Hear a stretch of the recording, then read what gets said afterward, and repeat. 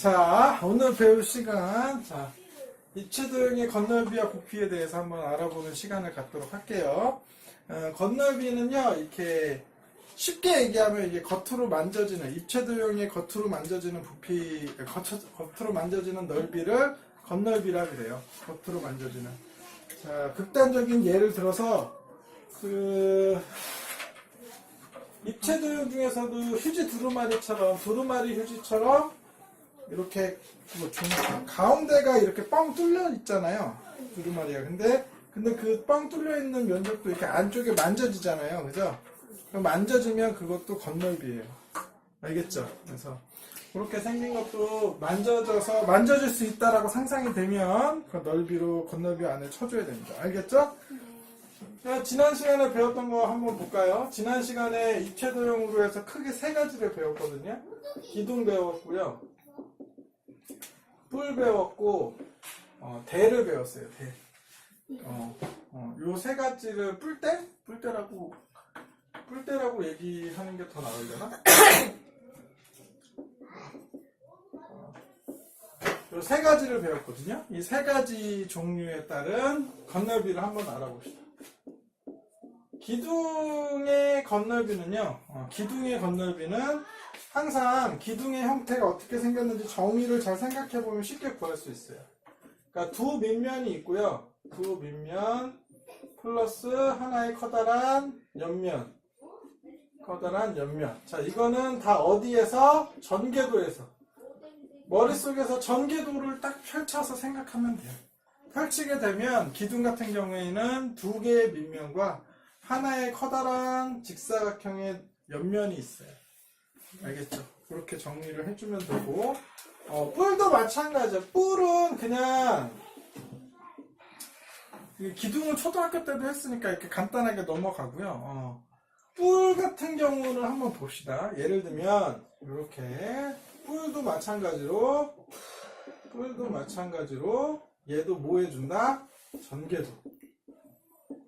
전개를 해서 알아보면 되죠. 여기가 직각이다 라고 하면 여기 밑에 있는 요 삼각형은 직각, 삼각형이 이렇게 나타나겠죠?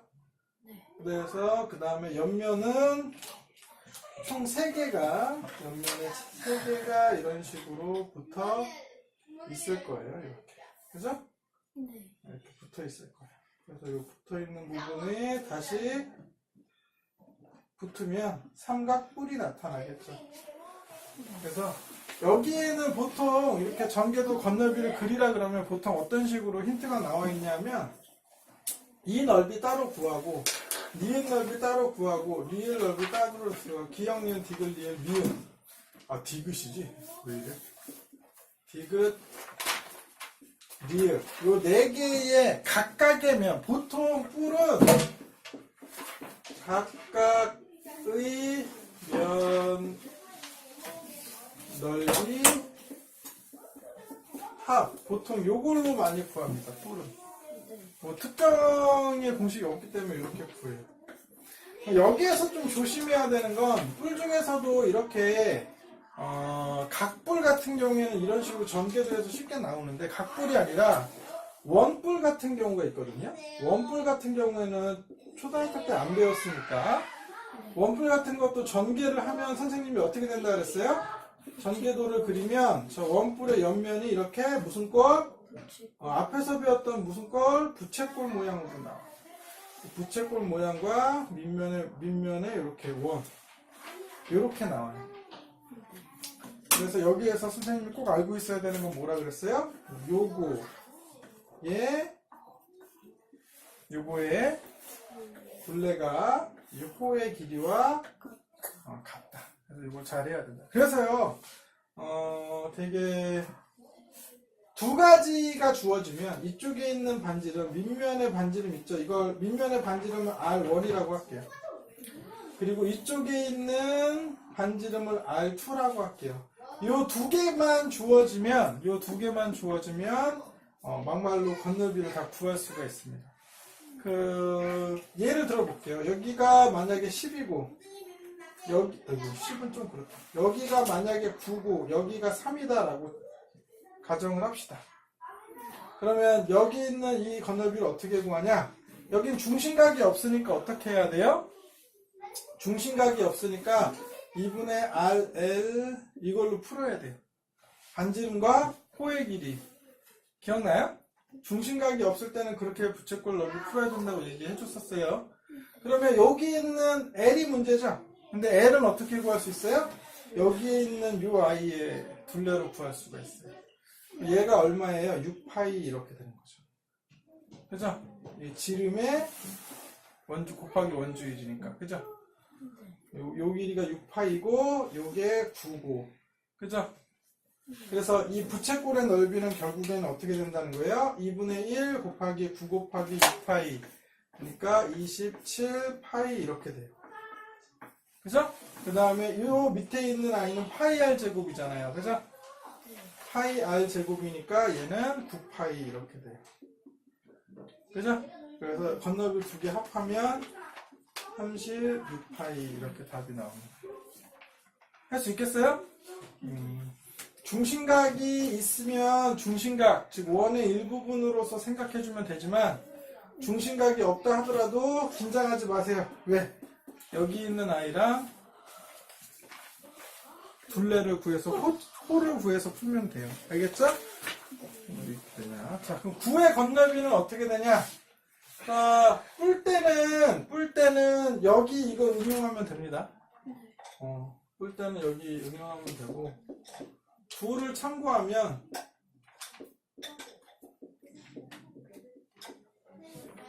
9의 건널비는 실험적 결과인데 9가 이렇게 그려지잖아요.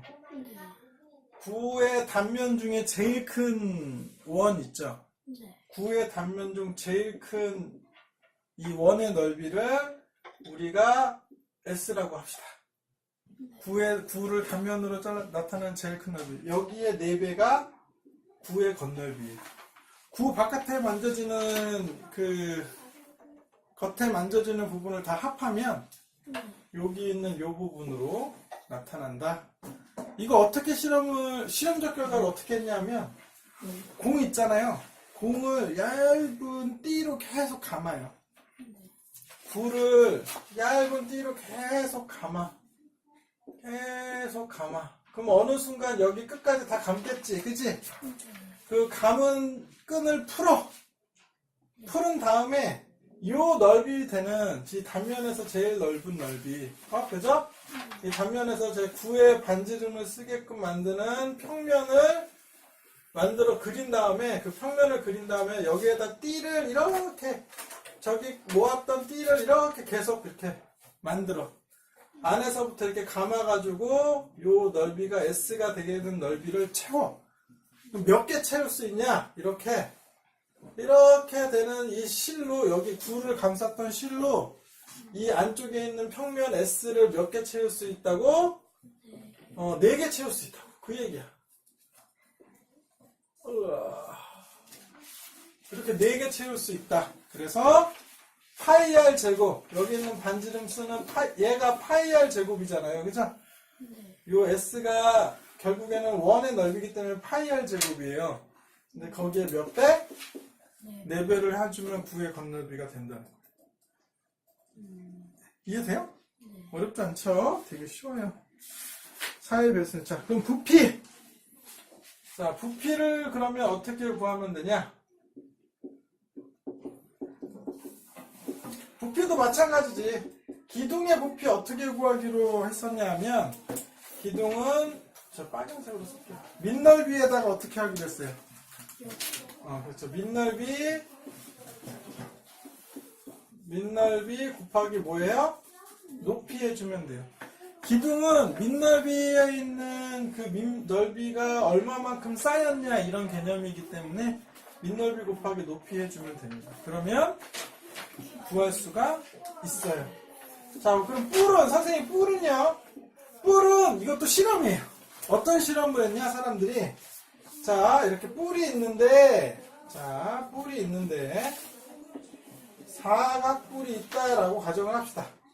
사각뿔이 이렇게 있는데, 자, 밑넓이가 똑같은 사각 기둥 있죠? 무슨 상황인지 알겠죠? 밑넓이가 똑같은 사각기둥 있죠? 요 밑넓이가 똑같고 높이도 똑같은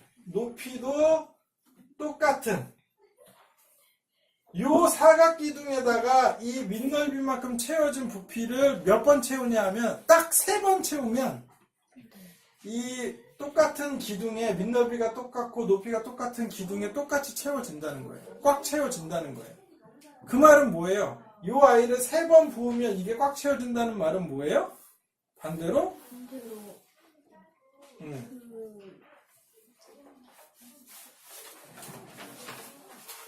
이 뿔이 그 해당하는 기둥의 3분의 1이라는 거죠. 뿔을 3번 채우면 기둥이 채워진다.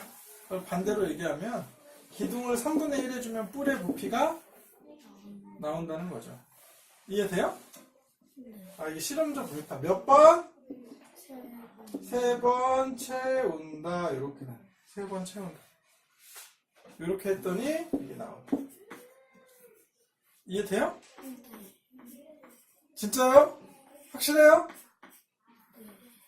진짜지? 나중에 가서 이상한 얘기하면 안 돼. 이렇게 3분의 1이 된다라고 쉽게 생각하면 돼요. 해당하는 기둥의 3분의 1이다. 부피가. 밑넓이가 똑같고 넓이가 똑같은 기둥의 딱 3분의 1배다. 3번을 채우면 된다. 이렇게 생각하면 돼요. 자, 그러면 마지막 3번째 9. 선생님, 9의 부피도 구할 수 있다. 9의 부피도 실험을 한 거야. 어떤 실험을 했냐? 9가 이렇게 있는데, 그죠? 9가 이렇게 있잖아요. 그죠? 9가 이렇게 있는데, 이 9 이렇게 있는 아이를 어떻게 했냐? 반지름 R이잖아요. 그죠?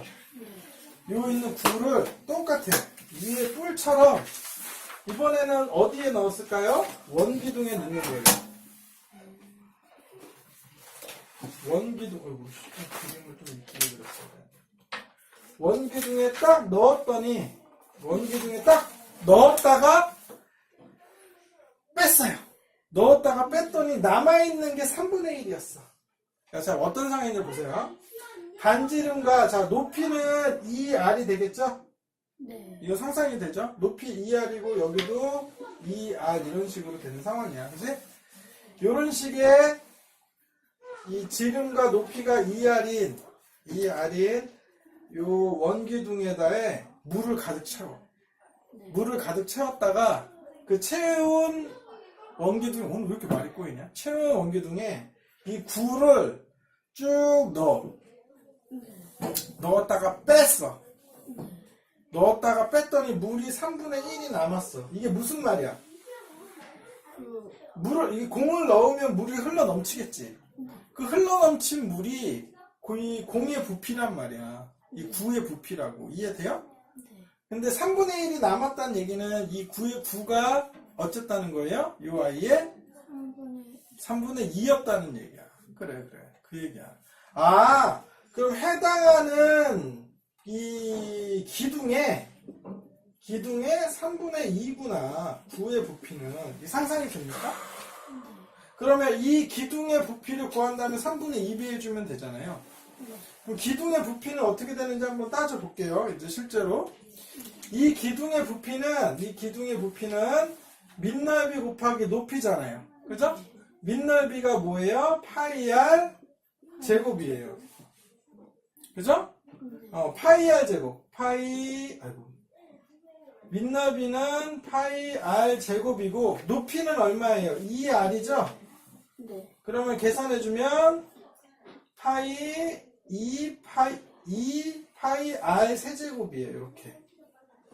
이 부피는, 기둥의 부피는 얼마다? 2 파이 R 세제곱. 이렇게. 근데 거기에 3분의 2를 해주네? 네. 그러면 3분의 2 하고 여기 있는 개수만 먼저 계산이 되니까 3분의 4 파이 R 세제곱. 이렇게. 이해돼요? 네. 무슨 말인지 알겠어요? 네. 그래서 구의 부피가 이런 식으로 다들 실험적인 결과이기 때문에 나중에 좀 더 알아보도록 하세요. 할 수 있겠어요? 네. 볼게요. 다음 주 화요일 날. 오늘 여기까지.